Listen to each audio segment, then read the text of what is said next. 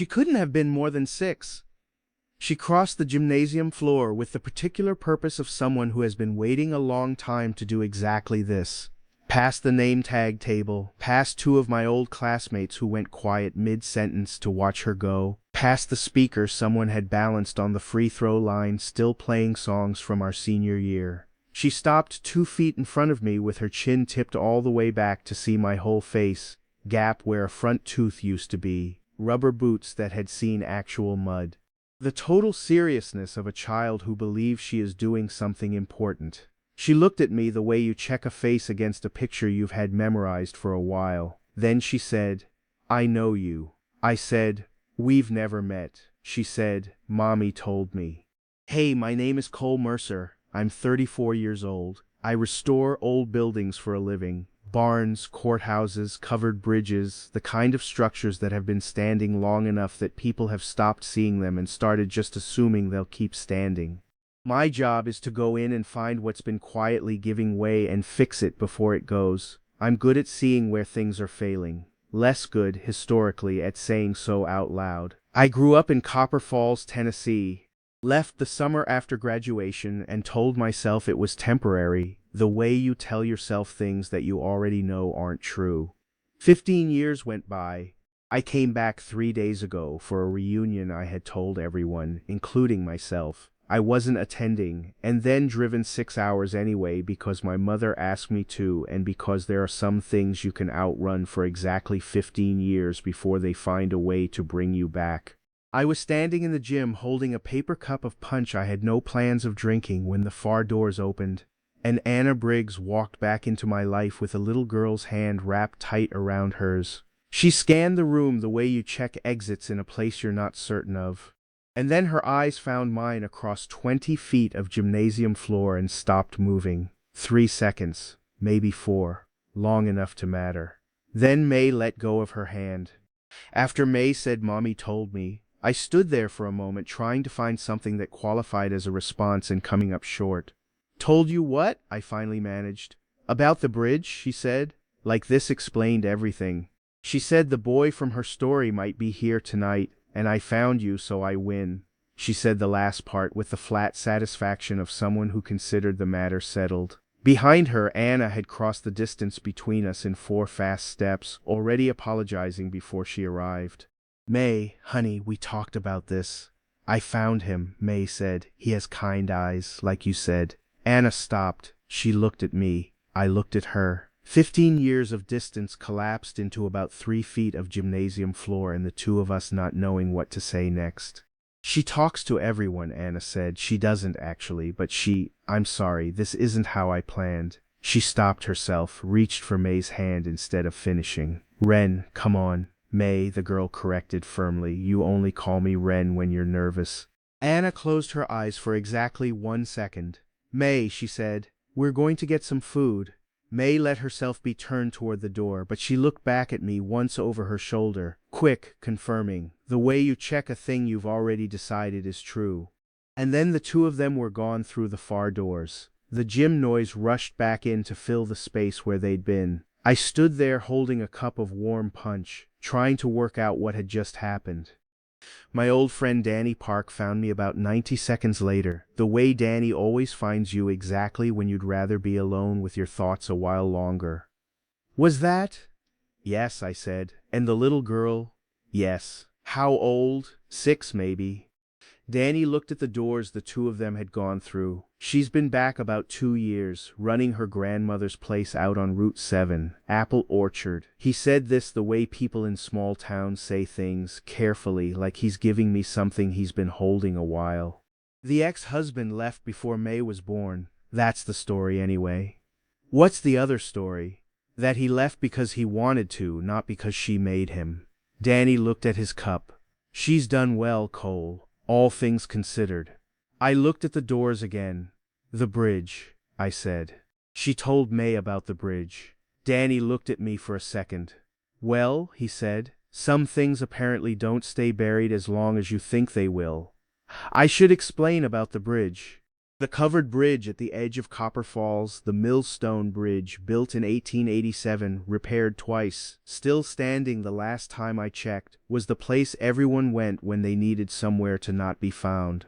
It crossed the river at a place where the water ran slow and the trees came in close, and in the evenings the light came through the slats in long bars that moved with the current below.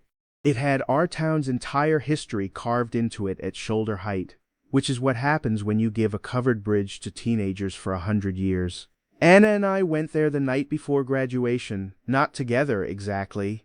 We'd been doing that thing for most of senior year where we ended up in the same places and talked like it was accidental and both of us knew it wasn't. She was sitting on the railing when I got there, which was technically against the rules and was also the only place anyone ever sat in the Millstone Bridge. The light was doing the thing it did. The river was doing the thing it did. She was reading something that she folded and put in her pocket when she heard me coming. We talked for 2 hours about where we were going and what we thought that meant and all the particular uncertainty of 17 with the whole future apparently right in front of you waiting to be chosen. She was going to school upstate. I was going to Nashville for a contractor apprenticeship I'd hustled my way into. Both of us going somewhere. Both of us aware, without saying it, that somewhere was away from each other. At some point it got dark. At some point we stopped talking about the future and just sat. And at some point I had a sentence in my mouth that I had been building all evening without quite knowing I was building it. About staying, about coming back. About the specific quality of how she laughed at things that weren't trying to be funny and how I had been paying attention to that for 11 months and the attention had turned into something I didn't have a clean word for yet. I swallowed it. I said, "Well, good luck with school." She looked at me for a second. "Yeah," she said, "you too." I left the next morning before she was up. I drove to Nashville and I kept driving in one direction or another for 15 years. Some things you put down and find you can still feel them the whole time. Danny gave me her address before I left the reunion. He slid it across the bar on a cocktail napkin with the particular casualness of someone who has been holding it in their pocket for 20 minutes waiting for the right moment. He didn't say anything. I didn't thank him. Some things don't need the extra ceremony. I drove past Route 7 that night, not to stop, just to see the mailbox with the name on it, the driveway disappearing into the dark, the faint light from the farmhouse. Some part of me needed to confirm it was real before morning, that she'd actually come back, that the little girl with the rubber boots was actually sleeping somewhere at the end of that driveway, that there was a story waiting to have its ending written. I drove back to my mother's house and lay on top of the guest bed in my clothes and thought about the Millstone Bridge and the specific quality of the silence that had followed. Well, good luck with school, and the way Anna had looked at me for just a second after I said it. Not hurt. Just finished. The way you look at something when you've decided to stop expecting it to become what you needed it to be. I was 20 minutes away from saying the right thing. I had been 20 minutes away from it for 15 years. I went to find her. Not that night. The night of the reunion I went back to my mother's house and lay awake for a long time looking at the ceiling. But the next morning I drove out to Route 7. The orchard was the first thing you saw, rows of apple trees, the fruit starting to come in, the particular green of them in early fall. There was a farmhouse at the end of the drive with a porch that had seen some weather and a small outbuilding that was clearly trying to stay upright through pride alone. A chicken was moving through the grass near the fence with the complete certainty of an animal who has never once questioned her right to be there. May was the one who answered the door.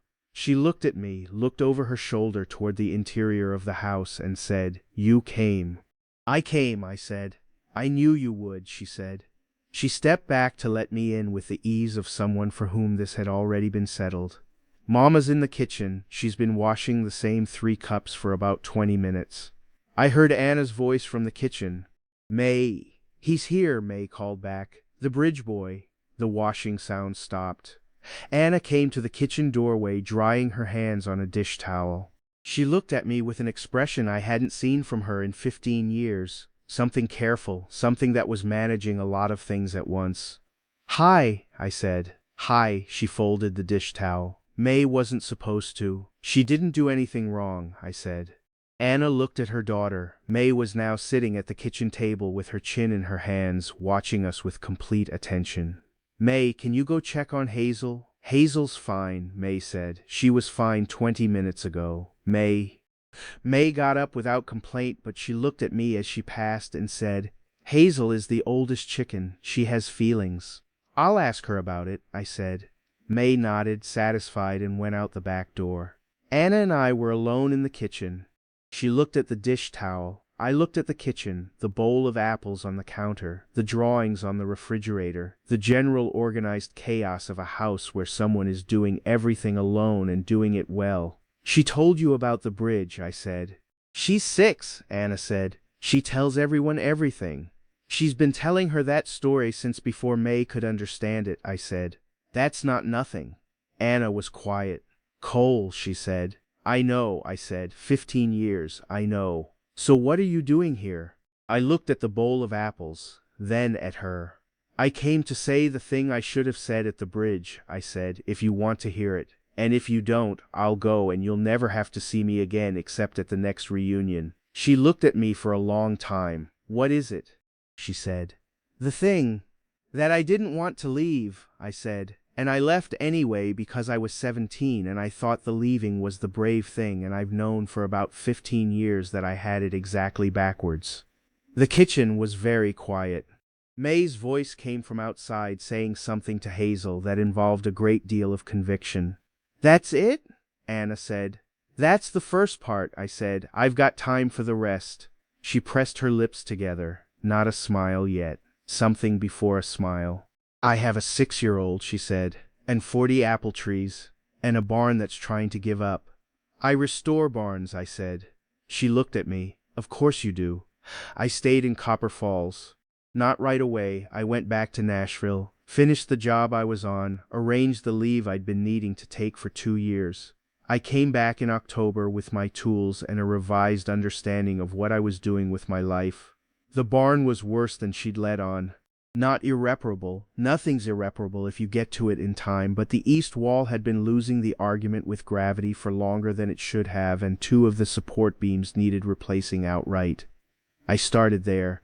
Anna brought coffee in the mornings and didn't hover, which I appreciated more than I knew how to say at the time. May brought opinions. She had strong views about the correct placement of tools, and would rearrange them when she thought I wasn't watching, which I always was. She's managing you, Anna told me one evening on the porch. I know, I said, and you're letting her. She's right about the hammers. Anna looked at her cider. She is, actually. We sat on the porch a lot that fall, after May was in bed, the orchard going dark around us, the trees still holding some of their fruit, the particular quiet of a place that has been in one family long enough to have its own silence. I learned that Anna's grandmother had left the orchard with a note that said simply, "You always liked it here more than you admitted." I learned that May had been afraid of thunder until Anna told her it was the sky rearranging its furniture, and now May wanted to know where the sky kept its chairs. I learned that Anna made decisions by doing something else entirely and waiting for the right answer to arrive, which took longer than most people were willing to wait and was almost always correct.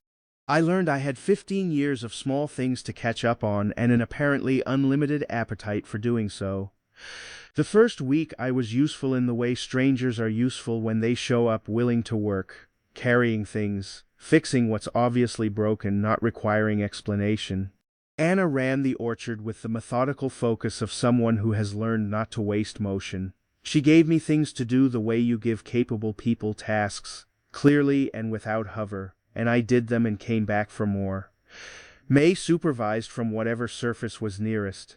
She'd pull herself up onto the fence rail or the workbench or the porch railing and watch with her chin in her hands, occasionally offering input that turned out to be accurate. "The hinge is wrong," she told me one morning while I was rehanging the equipment shed door. "I know," I said. "I'm fixing it." "You're fixing the door," she said. "The hinge is the problem." I looked at the door. She was right. "How do you know about hinges?" I said. She thought about it. "Mama fixes things," she said. "I watch." She was quiet for a moment while I switched approaches. Then she said, "Are you going to be here for apple pressing?"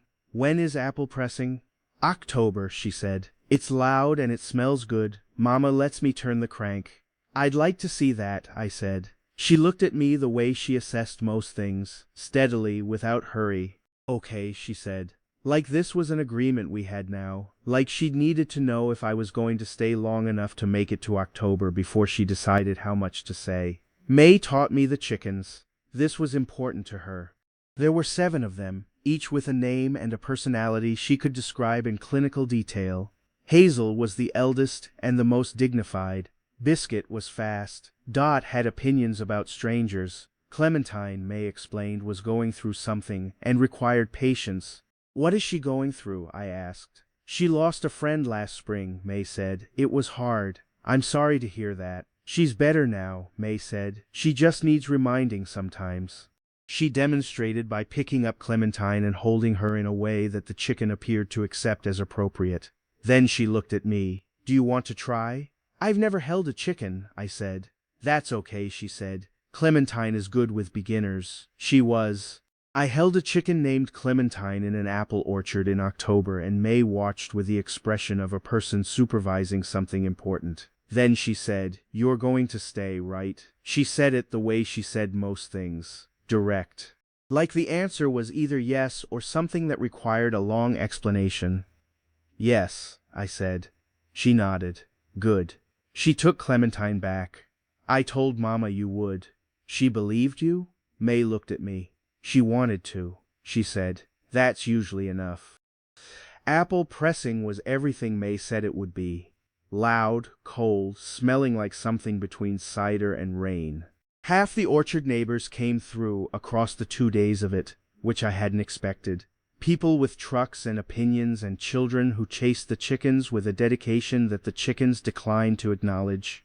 Anna managed it the way she managed everything, which is to say thoroughly and without apparent effort.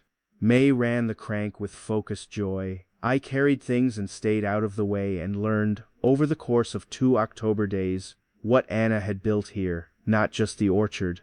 The particular web of relationships that made Copper Falls feel like a place instead of just a location. You look surprised, Anna said on the second evening when most people had gone. I didn't realize how many people come. They've been coming since my grandmother started pressing in 1974, she said. I just kept the door open.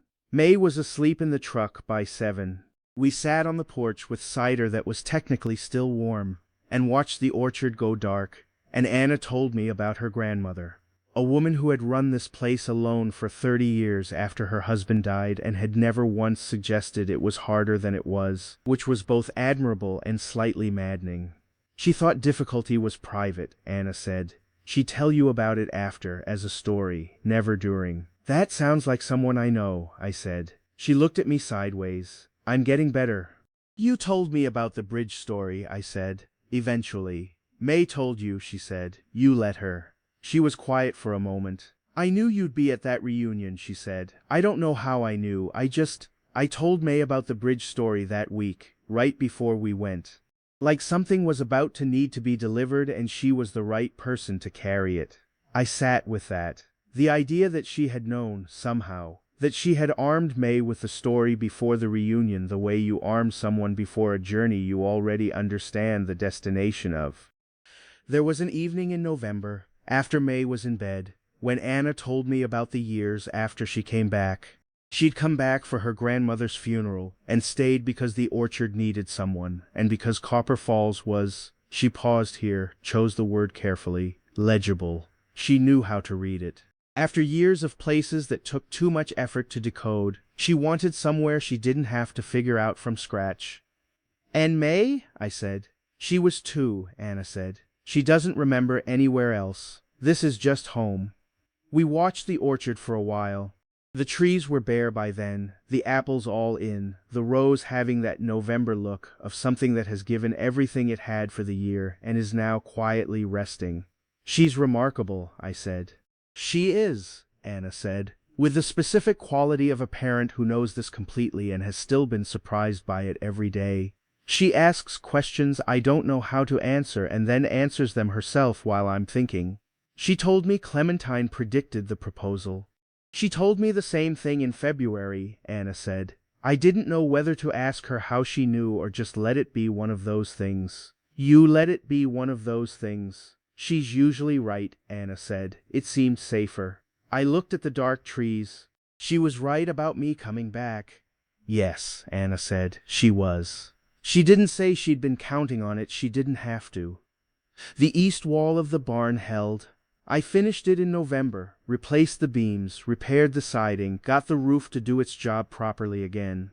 Anna came out the morning I finished and stood in the doorway looking at it. I was putting tools away. Neither of us said anything for a while. It looks like it's supposed to look, she said finally. It's supposed to stand for another 100 years, I said, so it will. She looked at me. Something in her expression had shifted over the fall. Not softened exactly. Just stopped managing so much. Coal. Yeah. The thing you said in the kitchen, she said. That you had time for the rest of it. I remember. I'd like to hear it, she said, if you still want to say it. I set down the tools, walked over to where she was standing. The morning was cold, the sky doing that particular November thing where the light is clear and low and makes everything look slightly more itself than usual. I love you, I said. I have since the bridge, and I never stopped, and I am aware that 15 years is a long time to take saying something this simple, but I would like, if you'll let me, to make up for the time. She looked at me. That's very direct, she said. I've been practicing. 15 years, on and off. She almost smiled, then she said, I love you too. I have since approximately the same bridge, and I have been telling our story to my daughter as a bedtime story for 6 years, which should have been information enough. It was, I said. I just needed May to deliver it in person. She laughed, a real one. The one I'd been paying attention to for 11 months of senior year and 15 years of absence. I kissed her in the barn doorway with the repaired east wall behind us and the orchard in front of us, and somewhere in the yard May's voice telling Clementine that she had predicted this exact outcome. I called my mother from the orchard the week before Christmas. She had been asking careful questions since October. How's the work going? How's the drive? Not mentioning the specific thing she was actually asking about because she'd learned over 34 years that I needed to arrive at things on my own schedule or not at all. It's good, I said. The barn's finished. There's more to do in the spring. And the owner, she said carefully. She's good, I said. May wants to know if you have chickens. My mother was quiet for a moment. Then she said, I don't have chickens. Should I get chickens? May would visit more, I said. Then I'll look into it. Another pause. Cole, yeah.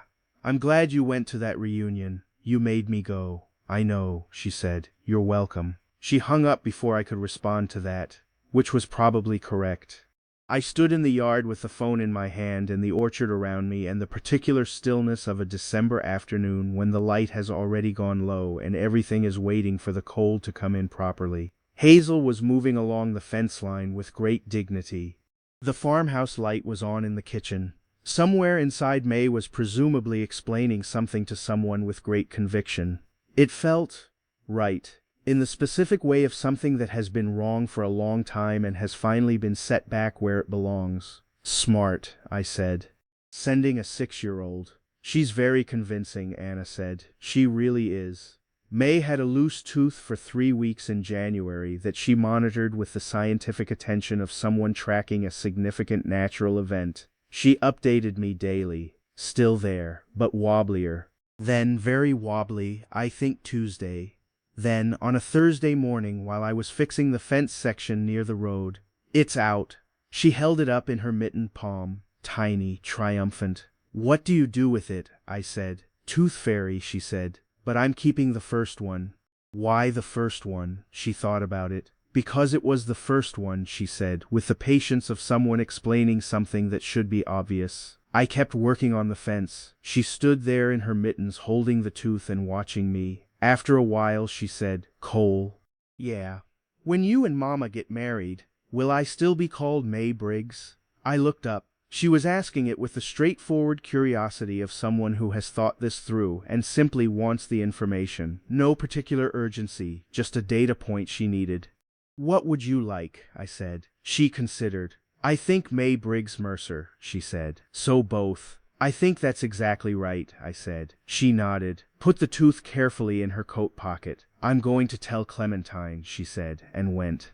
I sat on the fence rail for a while after that, the cold coming off the fields, the January sky doing what January skies do. I had a loose tooth to find a jeweler for, it turned out, and a name to add to an existing one, and about 30 more years of fence to maintain. I started on the next section. I proposed on the porch in March. May was the only witness, which she took very seriously. She had positioned herself in the porch chair to the left of Anna's, and was holding Hazel, who was the most appropriate chicken for formal occasions, and watching us with the expression of a project manager who has been working toward this outcome for some time. I had my grandmother's ring. I'd been carrying it since Nashville. The size was slightly off, I'd guessed, and I'd guessed wrong, and Anna put it on anyway, and neither of us mentioned fixing it. That's the ending, May said from the chair. What? Anna said. The bridge story, May said. It has an ending now. She looked at me with complete seriousness. You have to tell it right from now on, the whole thing, not the version where it stops at the bridge. Deal, I said. She nodded, set Hazel down. Hazel walked off the porch with great dignity. Clementine said this was going to happen, May said, in February. I didn't say anything because I didn't want to make it weird. Anna looked at me, I looked at her. The chickens knew, I said, Clementine especially, May confirmed, and went back inside for her juice. Career Day was in April. May had announced in March that she was bringing 2 people and had organized the logistics herself, which included informing me that I was required to wear my work belt because the buckle was interesting, and informing her teacher via a note that she had arranged for a demonstration of structural assessment which the teacher had responded to with a level of enthusiasm May considered appropriate. We drove to school together. May sat in the back seat in her best sweater explaining to us what questions the class was likely to ask and how we should handle them. She had opinions about pacing. Don't talk too long about the technical parts, she told me. They like stories better. What kind of stories? I said. The bridge story, she said. The whole thing. They'll like that one. Anna looked at me from the passenger seat. She's organized Career Day around our love story, Anna said. She really has, I said. I prefer to think of it as context, May said. 16 6-year-olds listened to the bridge story with complete attention. May sat in the front row and watched the class the way a director watches a performance, making sure the audience was responding correctly, adjusting her expression when they weren't. When I got to the part about swallowing the sentence, a boy in the back said, "Why didn't he just say it?" And May turned around and said, "That's the whole point." And the boy considered this, and appeared to accept it as sufficient. At the end, one girl raised her hand and asked if they were going to get married. "Already done," May said. "June." "May," Anna said. "That's the plan," May said, with the calm of someone reporting an established fact. "I'm the flower girl and Clementine is coming." "The chicken is not coming to the wedding," Anna said. "We'll see," May said, and moved on to questions about the work belt. There are things you tell yourself when you leave a place, about fresh starts, about forward motion, about how the thing you didn't say will eventually stop weighing anything at all. I told myself all of them. I believed most of them for a while. And then I stopped believing them, and I just carried the weight the way you carry something you've decided you deserve to carry, which is to say not carefully and not well. The sentence I swallowed at the Millstone Bridge that June evening, "I'm not leaving because I want to. I'm leaving because I don't know how to ask you to wait for me and I'm scared of the answer," had not evaporated. It had turned into a bedtime story.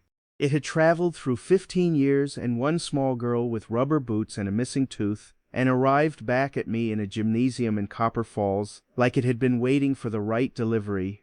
May tells the bridge story now, her version. She tells it at school, and she told it at Career Day, both of us in front of her class, and she told it to the new neighbor, and she told it to Clementine, who she says already knew but appreciated the confirmation. The story in her version ends with the ending, which is the only version worth telling. I fixed the east wall of the barn. I fixed the roof of the old equipment shed. I fixed the porch step that gave a little on the left side, which Anna had been navigating around for 2 years without mentioning it. I am working slowly on the other 15 years. Some repairs take longer than others. The important ones always do. But I am here now. In this house, at this table, with these chickens and this orchard and this woman who told our story to our daughter for 6 years as a bedtime story because she believed, without being able to say why, that it was going to have an ending. It does. It's just not finished yet. If you've ever swallowed a sentence you needed to say, if you've ever left something behind that you spent years wishing you could reach back and pick up, this story is for you. Subscribe to Whispering Porch Stories and join us every week for a new one. Leave a like if May stayed with you. And in the comments, has someone ever delivered a message back to you that you thought was lost for good? We'd love to hear it. See you next time.